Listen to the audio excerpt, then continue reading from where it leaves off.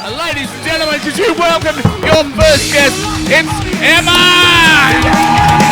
Those that haven't laughed this week know it's comedy that you see. It's time to laugh, some might even cry. Oh, thanks, guys. Did anyone else just wee a little bit, or was it just me? Golly. So I'm of a certain age now where I've started getting Botox injections. I guess when you start enjoying the company of much younger men, you can't be fat and wrinkled, and I've made a fucking choice, right? So I've only told a couple of my friends actually that I am getting Botox injections.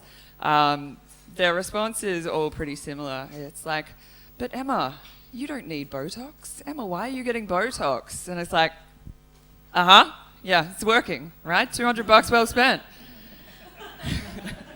My aesthetician, who is my Botox bitch for everyone playing at home, she's kindly suggested that I start getting my forehead touched up.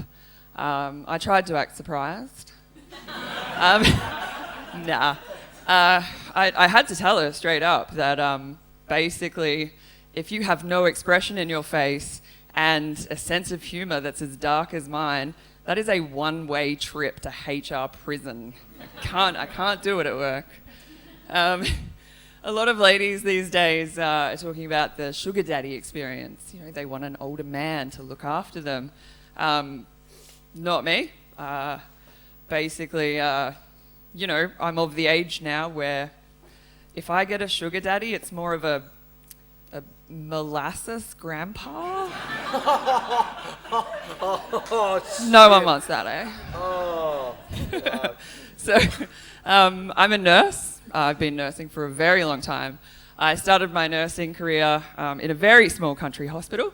And as a green nurse, I was working with another green nurse, and I turned to her and I said, mate, I really thought this was going to be a lot more like Scrubs, you know, internal monologue, hot doctors, sex in the cleaning closet.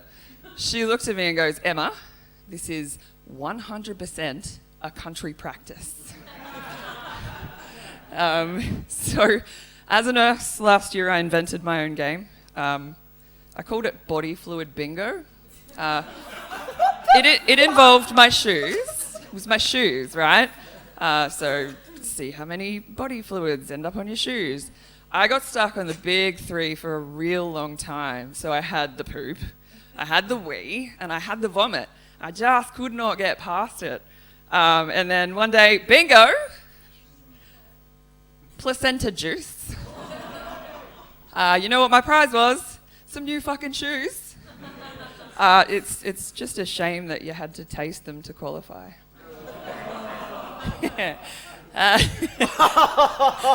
Thanks, team.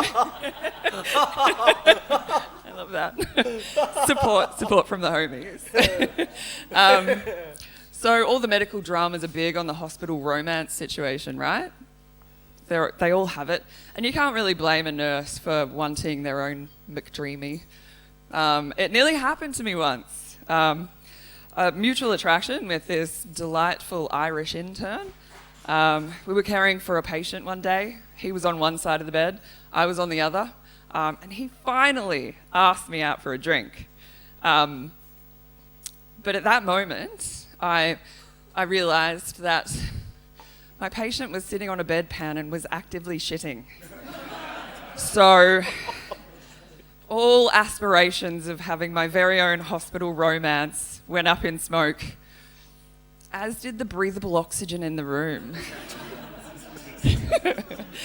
So I'm a tourist in Melbourne. I'm from Perth. I live in Perth, sorry.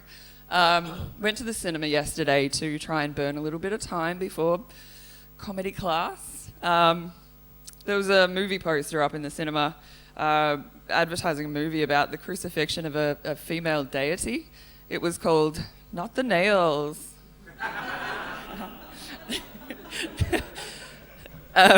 Here's a disappointing affirmation for you. Go through life with the confidence of a meth head walking through traffic. All right. I'm going to leave you with a pearl of wisdom from my darling mother. I'm everything that she is, much to my distaste. She said to me one day, Em, never pluck your eyebrows after a glass of wine. Now, it really hit home because she had tweezers in one hand, a glass of wine in the other, and no fucking eyebrows. Thank you all, you've been rad. Opening a new book and turning a page. Ladies and gentlemen, that's Emma!